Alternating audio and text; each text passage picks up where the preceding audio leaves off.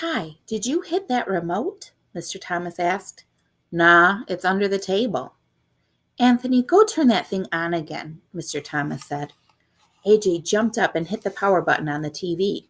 Nothing happened. It's broken, he exclaimed. Mrs. Thomas rushed in from the kitchen. What happened?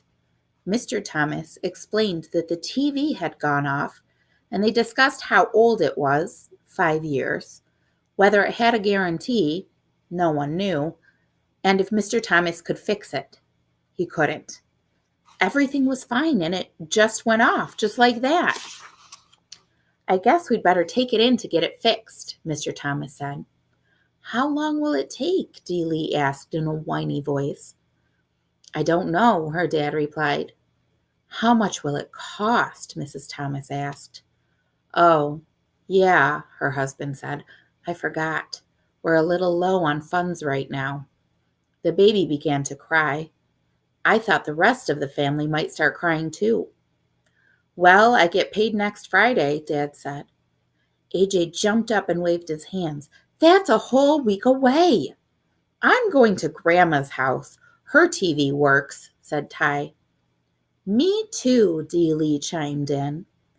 Grandma's got her bridge club over there tonight, Mom said. I know, said Dad.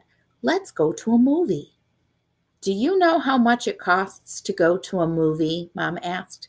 Besides, we can't take the baby. Oh. They whined and bickered for quite a while. They got so loud I managed to scamper back to my cage unnoticed. Then I guess I dozed off. Remember, I had hardly had a wink of sleep since I'd arrived. The bickering was a nice, soothing background after all that racket. I was only half asleep when the squabbling changed. But there's nothing to do, Dee Lee whined. Her father chuckled. Nothing to do? Girl, my brothers and I used to spend weekends at my grandma's house, and she never had a TV. Wouldn't allow it. What did you do? AJ asked. Oh, we were busy every minute, he recalled. We played cards and board games and word games, and we dug in her garden and played tag. He chuckled again. A lot of times we just sat on the porch and talked. My grandma, she could talk. What'd you talk about? Ty wondered. Oh, she'd tell us stories about her growing up, about ghosts and funny things, like the time her uncle was walking in his sleep and went to church in his pajamas. Mrs. Thomas gasped. Oh, go on now, Charlie. I'm just telling you what she told us. He woke up in the middle of the service, looked down, and there he was in his blue and white striped pajamas. I let out a squeak of surprise, and the kids all giggled. Then Mrs. Thomas told a story about a girl in her class who came to school in her slippers by accident one day. Yes, the fuzzy kind, she explained with a big smile.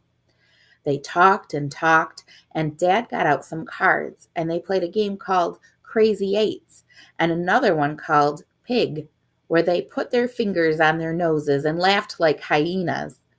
When Bo fussed, they took turns jiggling him on their knees. After a while, Mrs. Thomas gasped, Goodness sakes, it's an hour past your bedtimes. The children all groaned and asked if they could play cards tomorrow, and in a few minutes all the Thomases had gone to bed, and it was quiet for the first time since I'd arrived. Tip 11. Be careful. If set free, hamsters are experts at disappearing in a room. Guide to the Care and Feeding of Hamsters, Dr. Harvey H. Hammer. Thanks for reading with me. I hope you enjoyed it as much as I did.